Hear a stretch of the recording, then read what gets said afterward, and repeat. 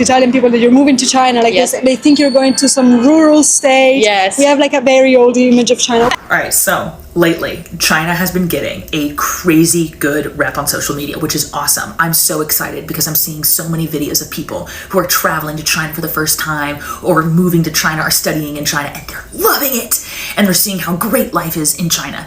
Now, I tell people that I'm wanting to move to China, and the reaction isn't, oh my gosh, why? Now people are like, oh, that's so cool. It's nice. It's nice. But hello amazing viewer, delighted to have you once more at Comfort for Life. I bring to you compilations of TikTok and Red Note videos for educational purposes. If you are new here, consider subscribing, and to my returning viewers, I love and appreciate you. Thank you so much for keeping it up here. You guys are the real MVPs, and I'm here for the bat. I'm here to slow you down and reflect. I'm here to let you know that China is amazing, but there's an amazing piece of advice that this lady shared, and I really don't want you to miss any piece of this amazing compilation. But before then, you know, China is trending right now, and there are creators out there. We don't want to replace lies with lies, but we want to bring clarification. Check this out before we dive into this. Hey, look, y'all be careful with these Chinese people on TikTok, because they showing y'all apartments, but they're lying about the price. They using y'all to get views. They using y'all to get views. I hope you know that, because I just seen this one TikTok page. The guy's posting apartments in Guangzhou, right? Guangzhou is one of the most expensive cities in China because it's a lot of tourists there. It's a lot of tourism. It's a lot of entrepreneurs that go to Guangzhou. He posted a 2-bedroom apartment for $120 per month. You will not find that nowhere in Guangzhou. He Panyu, Guangzhou. You're gonna find an apartment for $120. You can't. A 2-bedroom, nice, fully furnished, you're not going to find that in Guangzhou. Video goes viral. He got all these comments. And look, listen. Chinese people are very smart. They know when people are desperate, they can take advantage. They showing y'all apartments that cost probably 5 times the rent. And y'all in the comments saying, oh, how do I buy it? How do I buy it? And they posting videos every week lying about the price, the cost of rent in China. You're gonna be done up. Y'all gotta be careful, bruh. Real talk. If the price is 1,000, I'm gonna tell you. If it's 500 a month, I'm gonna tell you. If it's 150 a month, I'm gonna tell you. That's one thing I'm not gonna do. I'm not gonna lie about the rent. Think about it. If they lying to you about the rent, they gotta be lying to you about their service, about what they can do to help you. Bro, be careful. Be careful with these Chinese people. I'm telling you, they are some of the best scammers in the world. Don't get me wrong. I love Chinese people. I love China as a country, but you have to be very, very careful. When they see an opportunity, they don't play. So the guy, I'm not even going to expose the guy, but he's posting apartments in China. If he's lying about the cost of rent, what else is he lying about? Yo, be careful. all right, so lately, China has been getting a crazy good rep on social media, which is awesome. I'm so excited because I'm seeing so many videos of people who are traveling to China for the first time or moving to China or studying in China, and they're loving it. And they're seeing how great life is in China, how amazing things are, the conveniences, the affordability. It's so incredible. And they have all of these cool things that they want to share. And kind of the China influencer is becoming a thing now. It's like a category on TikTok. And it's awesome. I love it. Listen, I've been making videos about TikTok for years. I've been studying China since I was in high school. Majority of my life has been spent doing stuff on China. So I know how much the attitude towards China has shifted. It's been such a breath of fresh air. It's awesome. Now I tell people that I'm wanting to move to China, and the reaction isn't, oh my gosh, why? Now people are like, oh, that's so cool. And they're so excited to hear about things. And, you know, it's nice. It's nice. But I now am really interested in the conversation becoming a little bit deeper when it comes to moving to China and living in China, because I think for a lot of people,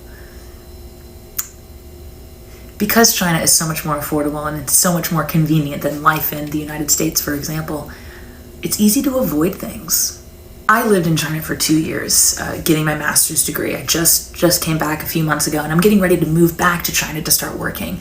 And I've been going to China off and on since I was in high school.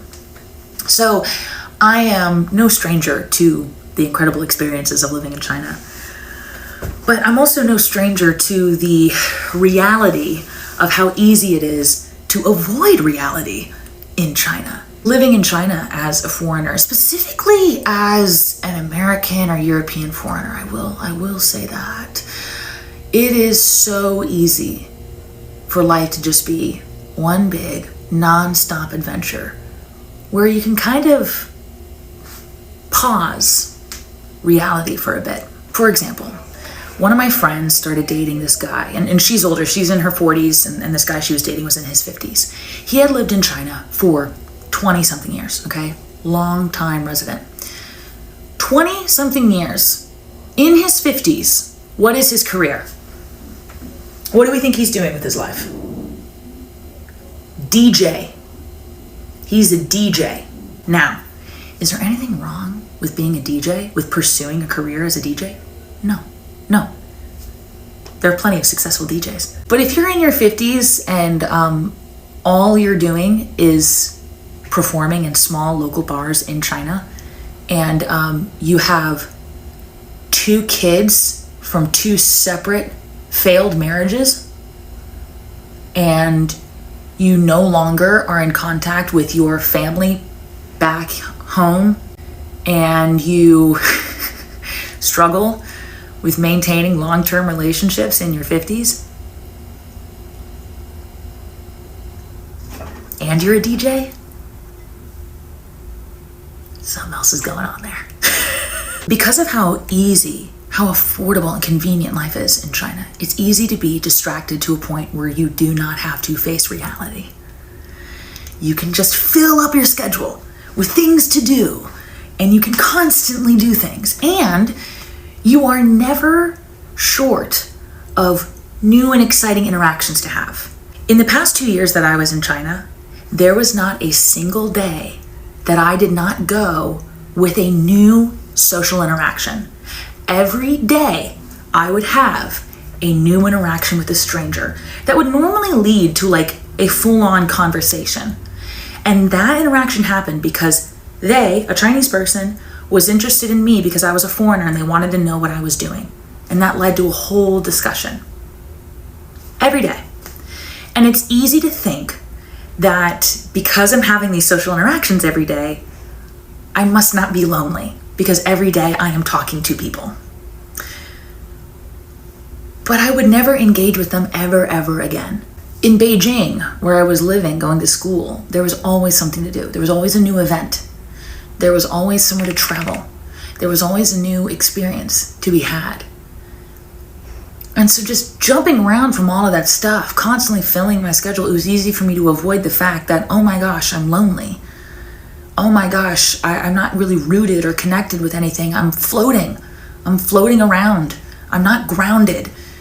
And when I really started to experience that and like feel it, it was scary because it's not a good feeling. Being unmoored, not being grounded in something is not fun. It's like drowning. That was the sensation that it was creating in me. Like, oh my gosh, I'm drowning in the ocean. I don't want to feel that. So what do you want to do? Avoid it again. Move on to the next thing. I don't want to feel this. I don't want to deal with this. Let's find something else to do. Find something else to do. So many foreigners that I would meet in China were doing this. They were unmoored. They were not grounded. They did not have roots. So they were just running around, doing all that they could, filling their time. My mom said this to me the other day, and it's so true, but like, life is redundant. Life is tedious. Life is waking up every day and making your bed. Life is doing the dishes. Life is doing your laundry. Life is not meant to be a constant cycle of excitement. Life is going to be boring. Life is going to be mediocre. Even when you move to a new country, the mundane does not leave when you move to a new country. One of my favorite SNL skits is a skit Adam Sandler does where he is a tour guide in Italy, and he does a commercial. And in the commercial, he talks about how all of these people would come to Italy and go on his tour expecting their problems to be solved. And so he does this whole thing where he's like, if you're depressed back home, you'll be depressed in Italy. If your marriage is falling apart at home, your marriage will be falling apart in Italy. Like, leaving this physical location to a different physical location doesn't mean the problems vanish. You may be able to avoid them for a while, and you can avoid them for a long time. Remember that dude I told you about who was living in China for 20 years? You can avoid your problems for a long time, baby, but they will catch up to you and it will bite you in the butt. The 50-year-old DJ, he can't retire. He can never retire because he has no money. He has nothing in his savings. He can never retire. Because in China, like, he can't really, like, invest in anything, or he can't really build anything. So he has nothing to fall back on, and he is completely and utterly alone. And when he gets to a point where he is unable to care for himself, there is no one who is there. There is no one who is there. I used to work with a lot of people who lived in China in the 90s or the 80s, and they talk about how China's not the same anymore. It used to be so much more fun. I could go to China with my friends, and we would party and drink and do drugs and all this crazy stuff, and it was like the Wild West, and you could do anything that you wanted. Oh, and it's no longer like that. And oh, we're missing so much. And oh, China's not the same, right? Now they're bringing the law down, and they're controlling everybody, and life is boring. Life is boring now in China because I can't do whatever I want anymore. Now there are rules. Now listen, there's a conversation we can have about tighter state control in China and what does it mean and, you know, all of that. Yeah, I'll talk about that all day, honey. But that specific line of thinking, where are the good old days of China when I could do whatever I wanted?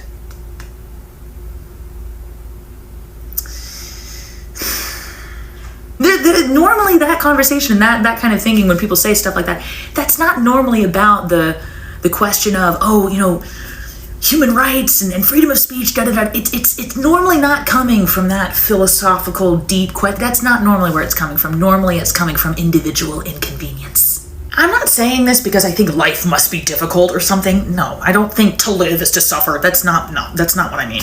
But more like life is not supposed to be a cakewalk all the way through. Life is not supposed to be non-stop excitement. Life is not supposed to be a roller coaster of experiences. Life, for most, is meant to be mundane.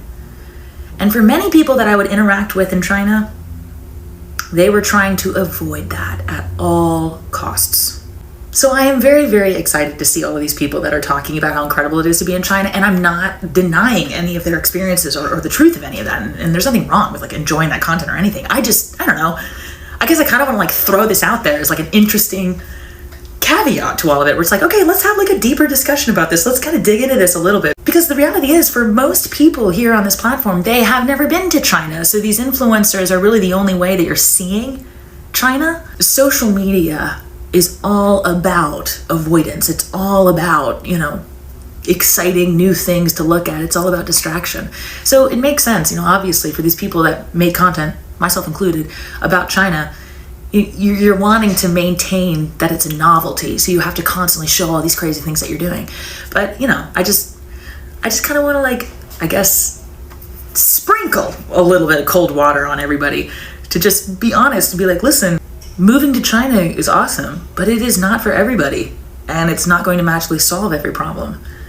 And it's hard. And if it is a cakewalk all the way through, well, I think you need to take a second to be like, all right, wait a minute. Why is it that I'm never bored? You know what I mean? Yeah. So none of this, I'm not trying to destroy the positive rep China's getting or anything like that. But I just wanted to, maybe it's an interesting conversation. Maybe people have some things to say. I don't know. I just find it interesting that when it comes to people moving to China, like, we have this idea that it's just this incredible, oh my gosh, all problems are solved. And we don't view it the same as like someone moving to the United States as an immigrant. It kind of comes down to the whole thing of like, why do we call white people moving to Asia expats instead of immigrants? What's up with that? It's interesting. What's with that choice of words and stuff? I'd love to hear y'all's thoughts. Let's have a back and forth in the comment section. Yeah, until next time. Bye, y'all.